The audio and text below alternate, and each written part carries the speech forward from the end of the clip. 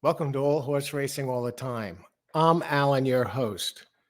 The question is, does Sierra Leone or Fierceness deserve top 3-year-old male of the year? I'm going to take a look at that, break down the scenario, and I will give you my opinion who deserves the award and who I think will win the award.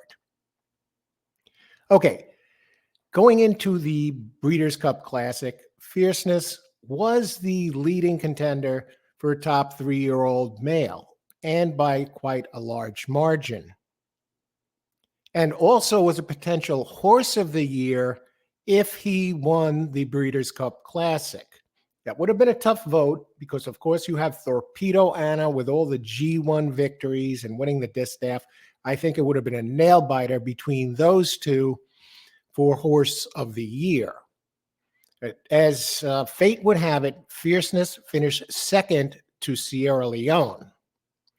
And now the two top contenders for top male 3-year-old are Sierra Leone and Fierceness. Does the Breeders' Cup Classic swing the favoritism to Sierra Leone, given it's a $7 million race? Biggest race of the year for male horses, colts in the United States. Will the weight of the Breeders' Cup Classic carry Sierra Leone to top male 3-year-olds? So we're going to start by talking about Sierra Leone's case, given he came in as the underdog and now he wins the Breeders' Cup Classic. So we're going to bring up Sierra Leone, talk about him a little bit, and then how this Breeders' Cup Classic plays into the factor. Now, Sierra Leone, he wins the Breeders' Cup Classic at G1, and he finished second to Fierceness in the Travers Stakes, G1. No, he finished third in that race. Jim Dandy Stakes, he finished a close second to Fierceness. And he lost the Belmont Stake.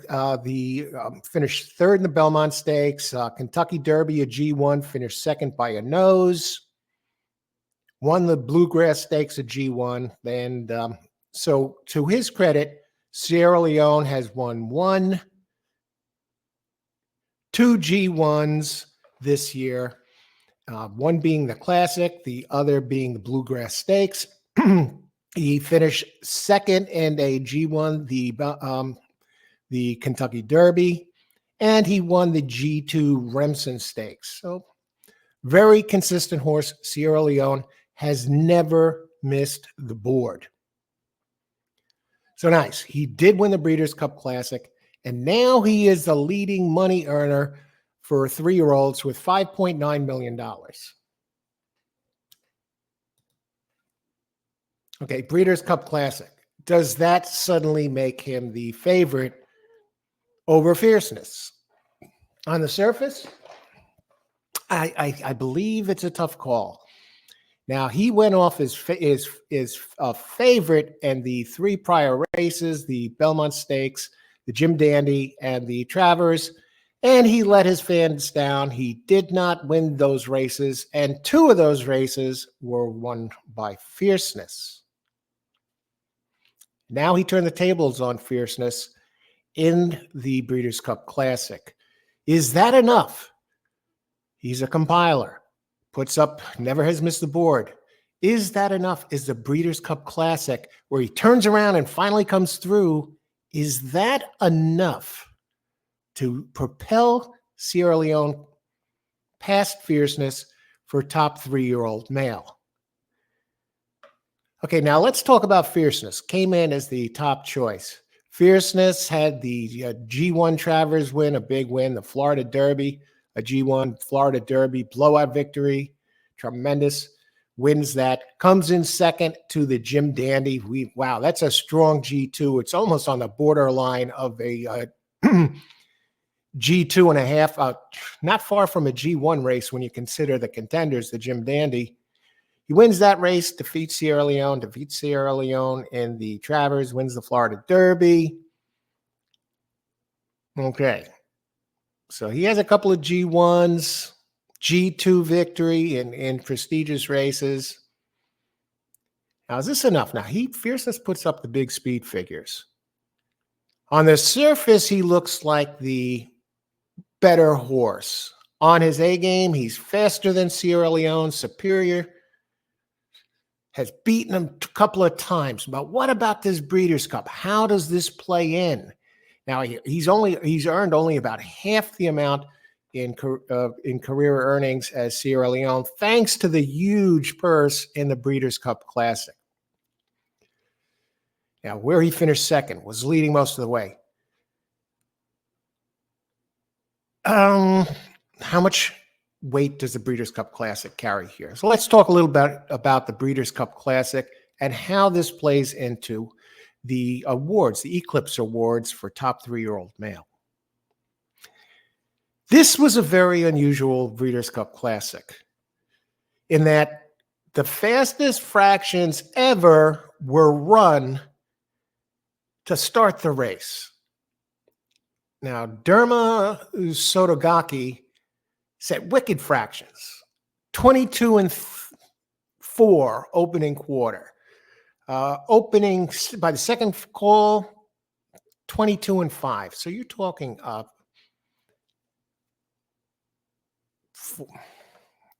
44 and change here, 44-9. That sounds like a sprint race. I remember one year Palace Malice set fractions that were just unbelievable, but it really didn't affect the race too much because they didn't really go. The other horses really didn't go with them. But this time was different. You had Mixed running there, opening fractions the same, and you had Fierceness staying with them, running opening fractions like he has never run before. He was running a close third and only got there to, in the second call, just about a little bit behind Derma Sotogaki. So Fierceness also ran these 44-5, 44-5-9, opening 2 calls, faster than he ever did before. First off here, running those fractions wiped out, completely changed the dynamics of this Breeders' Cup. Wiped out all the other horses, a lot of good horses that would have otherwise been contenders. Arthur's Ride comes to mind. He's not used to running fractions like that to start a race, and he usually goes to the front. And he tried to go too. He was there for a while, completely dropped out, and you had Fierceness, who stayed with the speed duel, running inside of Arthur's Ride. And Arthur's Ride, who's used to going to the front, was like, hey, I had enough of this. And he dropped out of it and finished way back. And Fierceness was inside, so Arthur's Ride was stuck wide, never got to come over towards the rail as he usually would. If the paces were similar to other Breeders' Cups Classics, he might have been able to clear, or he might have been able to stay close. He wouldn't have had to go wide. Fierceness had him blocked out because he was going just as fast as the leaders, virtually, even though he was running third. It was a tight top 3. So considering those fractions, what about those fractions? What about at the 6 furlongs marks? At the 6 furlong mark, the time was 109.44. There has never been a Breeders' Cup Classic which has started so quickly. And I'm talking about this because it affects the outcome and the validity of the Breeders' Cup Classic this year, the finish, and what took place. You know what the fractions were? 109.44. for the 6 furlongs. Now, mind you, 109.44, that's fast enough for good horses to win a sprint race, a top sprint race. And this is a mile and a quarter. Mile and a quarter. 109.44, opening 6 furlongs. I said out loud as we hit that point, I said, none of these horses are going to be able to last. Well, Derma Sotogaki did drop out. Eventually, Fierceness did keep the lead and kept going with those fractions. And come the end, top of the stretch or whatever, Sierra Leone, patented run, had a good post position for his. He didn't have to go really wide this time. Just made his move, edged ahead of Fierceness. The two battled down the stretch. Eventually, Fierceness running those tremendous opening fractions, those out of this world fractions, eventually succumbed, but he fought back. And for a second there, he caught Sierra Leone. Again, he kept fighting and then succumbed. Sierra Leone won the race by a length and a half. And Fierceness now comes in second place in the Breeders' Cup Classic by a close race, close finish. Fierceness, I've never gained so much respect for Fierceness because despite those blazing, out of this world, those fractions that just didn't make sense, he still was fast enough to hang on and not fall apart and finish with a great time in this race and just missed, and he fought back. Do they give Fierceness credit for that? And does the Breeders' Cup Classic, because of the fractions, lose its credibility in the voting for this one particular race? Do they give Fierceness kudos for staying with those fractions and still just missing only a close second? Or do they just pile on because Sierra Leone won the Classic? Okay, I'm taking nothing against Sierra Leone. This was the race unfolded perfectly for him with this speed duel.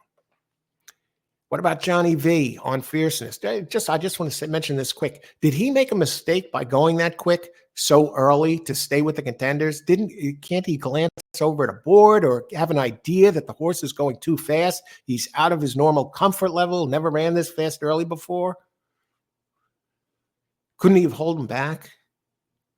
Did he just get caught up in the moment and the Hall of Famer Johnny V make a mistake in this case? Or did Fierceness, another option, did Fierceness just used to running so close to the front? Did Fierceness just take Johnny V for a ride? Because it didn't make sense for Fierceness to be going that fast. And I don't know what Derma Sotogaki was thinking, jockey, going that quick early, but it definitely affected the race. And I'm not saying Fierceness was a slam dunk to win the race. I think he had a great chance to win given his talent level and how fast he's run numerous times in the past, faster than any of these horses had ever run before. Yeah, fastest horse most on his day. And I think this was his day. He had his game face on today, Fierceness. All considered, to finish that close under those conditions, 109.44, 6 furlongs opening, and still be there at the end, it shows how powerful this horse is when he's on his game. Okay, so what do I think about this? And again, a lot of horses, as far as the credibility of the race, the circumstances, I think there were some other horses there that would have had a shot to win this race. Numerous horses, Fierceness, I think, would have prevailed, and I think he would have prevailed if not for those fractions, maybe by open lengths. But it took some other horses out of the game that would have normally been contenders. So this screwed up the whole pace. A lot of people are complaining, oh my God, this is the worst Breeders' Cup I've ever seen. What was that? What did we just see? Does that sway Fierceness? Do they take all into consideration, the voters, and give the nod to Fierceness as top 3-year-old anyway, despite finishing second to the Breeders' Cup? Here's my take. I see Sierra Leone as a compiler, always there, very disappointing in a lot of races where his connections and his fans they made him favorite in the 3 races prior to the Breeders' Cup. And he just lets them down. He runs a good race, but he just doesn't get the job done. Didn't win any of the Triple Crown races. It was close in the Derby. Was around, was close in the Jim Dandy to Fierceness. Was third in the Travers to Fierceness and Torpedo Anna. Most career earnings, Breeders' Cup victory. Nice. Okay, the Breeders' Cup victory, tremendous. Is that enough to win the top 3-year-old male? Who's the most? I'll begin with this. The most deserving winner of the top 3-year-old male, given the speed figures, the dominance, when he runs his race, the Travers, the Jim Dandy, the fact that he defeated Sierra Leone under normal circumstances twice,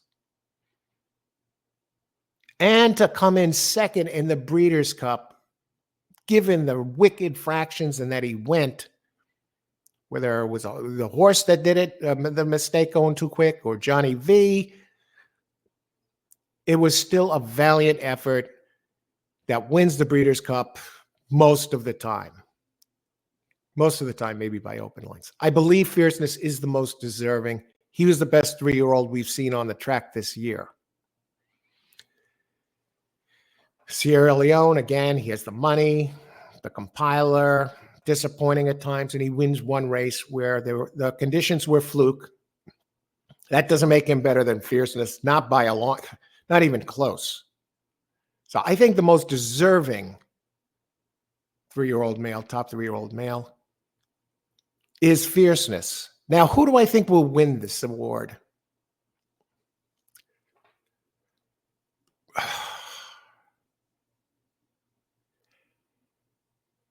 I think I'm hoping Fierceness wins it, but I'm not going to just give you cases that why Fierceness will win it. I did say I see him as the most deserving.